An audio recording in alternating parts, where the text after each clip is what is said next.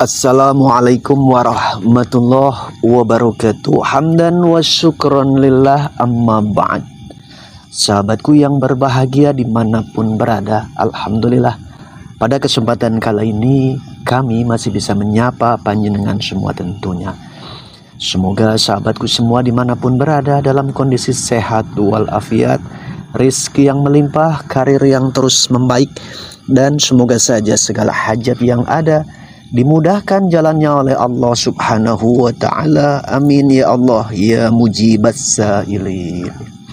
Sahabatku yang berbahagia dan tentunya yang kami muliakan, pada kesempatan kali ini kami tidak mediumisasi seperti biasanya sahabat ya. Namun pada kesempatan kali ini kami menyapa panjenengan semua dalam suasana gayeng saja sahabat ya. Arti gayeng itu ya ngobrol santai ditemani beberapa anggota kami di sini. Semoga obrolan kami bisa menghibur panjenengan semua ya, walaupun obrolan kami sederhana sahabat ya. Namun pada intinya mudah-mudahan harapan kami panjenengan mampu mengambil benang merah intisari dari apa yang kami obrolkan. Itu sahabat ya. Jadi jangan kemana-mana, mana tahu panjenengan semua penasaran terkait apa yang akan kami obrolkan. Pantengin terus video ini hingga usai. Semoga panjenengan semua tetap berbahagia dan sehat selalu tentunya. Amin ya Allah ya mujibul wujud ya. Pada kesempatan kali ini sahabat, kami lagi-lagi ya tidak bermediumisasi seperti biasanya, juga tidak bolang sahabat. Jadi kesempatan kali ini tadi sih ada wacana ataupun beberapa pertanyaan yang kepingin diajukan oleh anggota saya di sini, yang tentunya sudah hadir dan insya Allah tidaklah asing buat sahabatku semua. Di sebelah kanan saya ada Bang Jumain atau Sandi Mun sahabat. Di sebelah kiri saya ada Bapak Samino atau Mas Samino itu sahabat ya. Beliau kebetulan lagi bisa hadir di tempat sini, walaupun sementara ini posisi beliau jauh dari tempat kami sahabat ya. Tempat Pak Samino atau Mas Samino kurang lebihnya perjalanan 3 hingga 4 jam sahabat, kurang lebihnya seperti itu. Alhamdulillah pada kesempatan kali ini bisa gabung, bisa berkumpul, dan tentunya menyapa panjenengan semua supaya panjenengan semua pun lebih kenal tentunya ya. Oke, langsung saja sahabat, apa yang kepingin dipertanyakan oleh anggota saya, sama-sama ayo kita simak tentunya ya. Kira-kira apa yang mau dipertanyakan, baik itu dari Bang Jumain ataupun Bapak Samino, saya kasih ruang dan waktu, dan semoga saja nanti ada sedikit banyaknya jawaban dari saya yang bisa menambah wawasan pengetahuan kalian semua supaya lebih mendalam tentunya ya. Silakan. Begini Gus, mau nanya ya, bertanya soal keilmuan ini Gus. Oh, mau bertanya seputar keilmuan, begitu ya? Boleh. Itu sahabat ya. Jumain atau Sandimun pada kesempatan kala ini dianya atau beliaunya kepingin bertanya seputaran keilmuan sahabat ya. Mana tahu panjenengan ada rasa penasaran yang serupa terkait keilmuan, mana tahu sama juga angan-angan yang kepingin dipertanyakan. Maka ayo sama-sama kita simak, kita dengarkan apa yang kepingin dipertanyakan oleh Bang Jumain tentunya ya. Ini keilmuan apa Gus? Apa bedanya ilmu hitam dan ilmu putih? Oh, jadi kepingin tahu apa bedanya ilmu hitam dan ilmu putih. Begitu ya. Apa pernah mendengar ada ilmu hitam, ada ilmu putih gitu, Bang Jumain? Pernah dengar Gus. Pernah dengar ya. Oh iya. Kan uraiannya yang hitam belum sepenuhnya paham, yang putih ya juga belum sepenuhnya paham. Begitu ya. Untuk Bapak Samino atau Mas Samino, ada pertanyaan atau serupa pertanyaannya, atau mau bertanya terkait hal yang berbeda? Ya, itu dulu seperti Abang Jumain dulu. Oh begitu ya. Oke. Jadi begitu sahabatku semua ya. Untuk menjawab pertanyaan daripada salah satu anggota kita yakni Jumain, saya sambil ngudut sahabat ya, supaya rileks tentunya. Silakan mengudut. Monggo monggo. Abang Jumain. Jadi begini, Bang Jumain ataupun yang lainnya juga, memang sih terkadang ada bahasa ataupun pepatah yang mengatakan atau berpendapat ilmu itu ada ilmu hitam, ada ilmu putih, ya. Namun pada intinya kita memaklumi adanya pendapat-pendapat seperti itu. Sebetulnya cara membedakan jenis seperti apa sih keilmuan yang putih dan juga jenis keilmuan seperti apa sih yang konotasinya itu dikategorikan ilmu hitam, ya. Begini secara simpel dan mudah versi pendapat yang saya pahami, Bang Main, ya. Jadi kalau ilmu hitam itu biasa identik untuk kejahatan, memaksakan kehendak, mencari kepuasan yang efeknya itu merugikan pihak lain. Itu bisa dikategorikan jenis ilmu hitam. Contohnya ilmu sihir, ilmu guna-guna, ilmu santet, dan lain sebagainya. Berarti yang bisa merugikan orang lain lah ya. Ya, merugikan orang lain bila mana ilmu itu digunakan. Ya, seperti itu. Dan efek yang lebih jelas lagi, biasanya ilmu hitam ini ada indikasi atau ciri khas. Biasanya bila mana ilmu itu dikuasai atau dimiliki oleh seseorang, maka setelah orang itu menguasai dan memiliki ilmu tersebut, maka dia biasanya lebih jauh dari Tuhannya, lebih jauh dari Allah tentunya. Seperti itu. Sudah dimengerti konotasi atau sedikit penjabaran terkait ilmu hitam, begitu ya. Ya, menjauhkan kita dari Allah. Dan bagaimana jenis ilmu yang dikategorikan ilmu putih? Ya. Ilmu putih ini yakni ilmu kebaikan. Contoh ilmu kebaikan ini sangat banyak, tidak perlu saya rincikan satu persatu. Bila mana ilmu ini digunakan biasanya menjadi manfaat untuk sesamanya dan diri dia sendiri yang menguasai keilmuan tersebut. Itu kategori ilmu putih. Namun yang lebih jelas balik guna untuk menandainya, itu biasanya bila mana sebuah keilmuan dimiliki oleh seseorang, konotasi kategori ilmu golongan yang putih itu dia si yang memiliki ilmu tersebut lebih dekat dengan Tuhannya, lebih dekat dengan Allah Subhanahu wa Ta'ala. Biasanya akhlaknya semakin baik, tata keramanya semakin meningkat, unggah-ungguhnya tidak diabaikan, dan yang tidak kalah penting tentunya biasanya yang bersangkutan itu tenang, tidak mudah marah, tidak arogan, dan lain sebagainya, dan lebih dekat kepada Allah.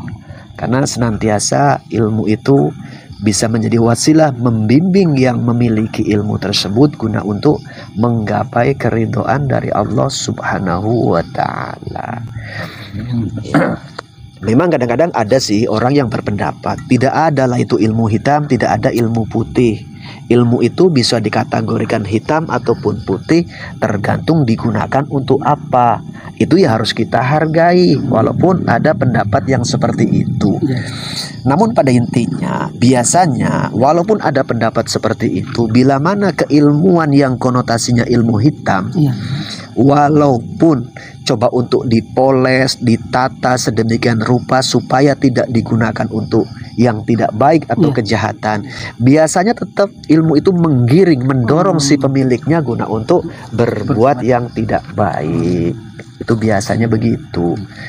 Contoh untuk memelet, mengguna-guna, menyihir, menyantet, dan lain sebagainya. Artinya kalau sesuatu hal yang baik yang kita miliki, biasanya itu pun bisa mendorong batiniah kita, pikiran kita, perilaku kita guna untuk lebih dekat dengan Allah Subhanahu wa Ta'ala. Biasanya yang saya pahami jalur-jalur agama.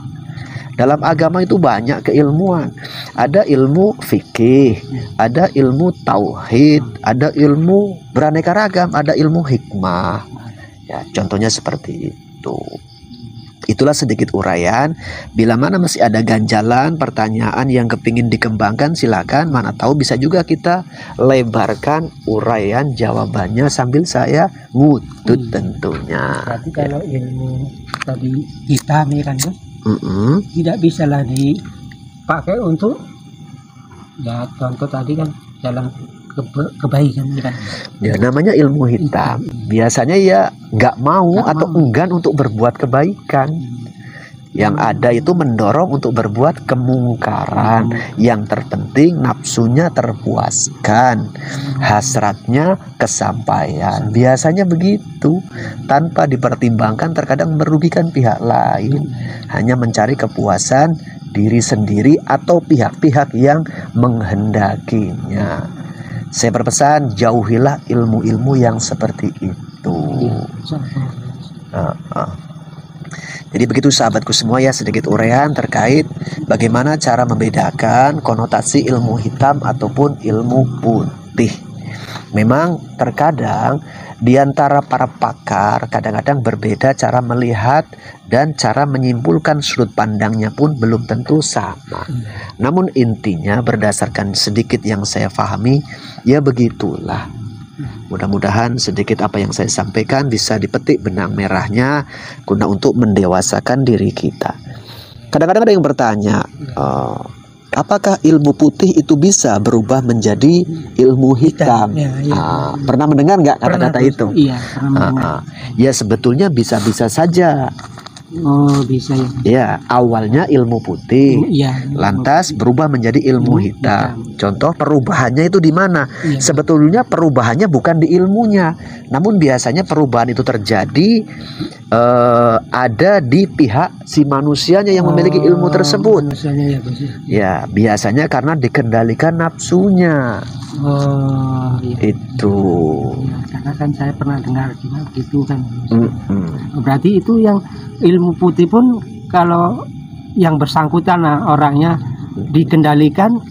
mengendalikan berarti bisa juga menjadi ilmu hitam ya, bisa bila mana si manusia yang memiliki keilmuan dianggap putih ini dia dikendalikan oleh nafsunya. Nafsunya ya.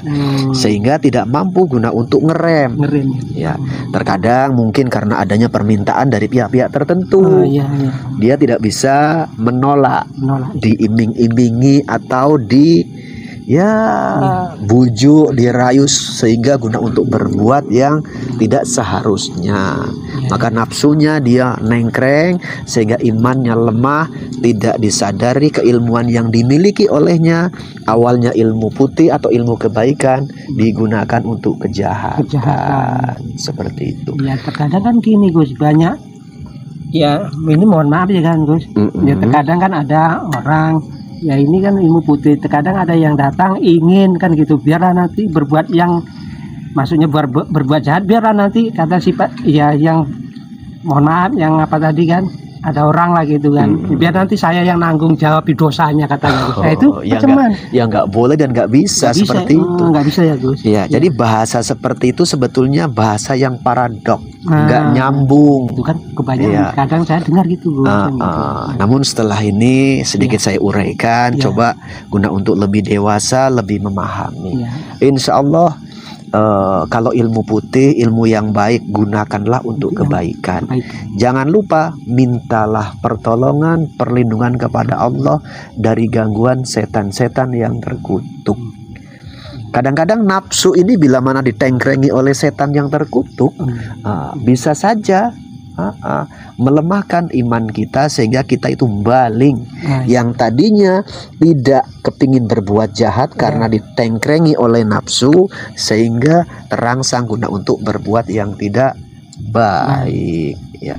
Maka saya berpesan untuk semuanya, kalian belajar di sini ya. Mana tahu dulunya atau kedepannya kalian pun kepingin belajar juga di pihak lain, di tempat yang berbeda, maka seleksi dan hati-hati ya, karena saya tidak pernah melarang bagi siapapun. Jadi begitu sahabatku semua ya, buat panjenengan semua mana tahu yang hobi mendalami jenis keilmuan, ilmu apapun sahabat ya. Tidak hanya seputaran ilmu spiritual, ilmu kali-kali saja itu bisa menjadi hitam dan putih. Oh iya. Gitu loh. Iya. Iya. Seperti itu sahabat. Maka dari itu kita harus ngerti, faham benang merah di mana yang hitam bisa menjadi putih, yang putih bisa menjadi hitam. Namun pada intinya antara hitam dan putih sebetulnya tidak pernah berubah. Yang berubah itu biasanya si oknum manusianya tanpa disadari, dikendalikan oleh nafsunya. Jadi, ya yang perlu di apa namanya Gus, yang diperangi ya nafsu lah ya kan. Nafsu untuk dikendalikan. Oh, dikendalikan bukan diperangi ya. Ya, lebih tepatnya dikendalikan. Ya, seperti itu. Alhamdulillah Gus, saya bisa banyak wawasan Gus gitu, banyak pengetahuan. Amin, alhamdulillah. Semoga saja bisa menambah referensi pengetahuan supaya kita semua tidak mudah terjebak oleh hiruk pikuk gemerlapnya keilmuan yang beraneka ragam. Seperti itu. Kira-kira cukup dipahami Bang Main ya? Alhamdulillah saya cukup paham Gus. Untuk Pak Mino. Insya Allah paham. Ada hal yang ingin dipertanyakan? Ya. Atau sudah cukup? Ada. Silakan. Apa itu yang dikatakan ilmu syariat, tarikoh, hakikat, ma'rifat itu? Ya, itu kan jalurnya agama. Jadi dalam agama itu ada yang namanya ilmu syariat tingkatannya. Nanti ada masuk lagi di tarikat atau tarikoh. Nanti naik lagi ke tingkat hakikat ma'rifat. Yang ujung akhirnya semoga bisa musyahadah. Dan syukur-syukur Allah berkenan memberikan hadiah bagi si umat tersebut bisa wusul kepada Allah. Ya, termasuk kategori ilmu tingkatan dalam agama Islam. Ya, jadi kuncinya yang terpenting, kalau kita kepingin mendalami keilmuan, afdol harus kita luaskan dulu, kita perdalam dulu tingkat pemahaman agama kita. Ya seperti di poin-poin tadi, ada tingkatan syariat, ada tingkatan masuk di perjalanan torikoh atau tarikat, hakikat dan ma'rifatnya itu boleh-boleh saja. Namun yang terpenting kita semua dalam menjalani sebuah keilmuan atau menuntut atau meniti sebuah jalan guna untuk menggapai keilmuan, jangan lupa tetap harus tingkatkan iman dan takwa kita kepada Allah supaya kita senantiasa dibimbing oleh Allah Subhanahu wa taala. Amin. Ya, seperti itu. Mungkin cukup lah ya. Cukup. Oke, jadi begitu sahabatku semua ya, sedikit obrolan terkait cara membedakan bagaimana sih, seperti apa sih yang namanya ilmu hitam dan ilmu putih. Ya, seperti itulah tadi sedikit yang telah saya sampaikan sahabat. Mohon maaf bila mana ada perbedaan di antara kita semua, terkhusus di antara para ahli. Saya selaku al-fakir lagi-lagi ya harus menyadarkan kebenaran mutlak hanya milik Allah dan Rasulnya tentunya. Namun sudah selayaknya bila mana kebenaran, kebaikan sudah kita fahami, selayaknya guna untuk kita tingkatkan dan terus kita pertahankan. Jangan mudah terombang-ambing kesana kemari, tidak tentu arahnya, rawan terjerumus ke lembah yang tidak baik. Itu sahabat ya. Di penghujung tentunya saya mendoakan buat sahabatku semua dimanapun berada yang mungkin masih dalam proses pembelajaran keilmuan apapun. Saya doakan semoga keilmuan yang dipelajari, semoga keilmuan yang baik-baik. Dan semoga saja keilmuan yang dipelajari cepat mendapatkan ridho dan keberhasilan yang bersumber dari Allah Subhanahu wa ta'ala tentunya. Di penghujung bila mana ada tutur sapa, bahasa mungkin perilaku yang kurang pas ataupun uraian yang terkesan berbeda dari saya, lagi-lagi saya ulang, iqrar bil lisan, mohon maaf dan mohon pangapunten. Wallahul muwafiq ila aqwamit thoriq wal afu minkum. Wassalamualaikum warahmatullahi wabarakatuh. Waalaikumsalam warahmatullahi wabarakatuh. Aja kelalen subscribe ya. Terima kasih Gus Iman, semoga channelnya makin berjaya. Terima kasih Gus Iman, semoga channelnya makin berjaya. Terima kasih Gus Iman atas souvenirnya. Terima kasih Gus Iman atas souvenirnya, semoga channelnya makin berjaya.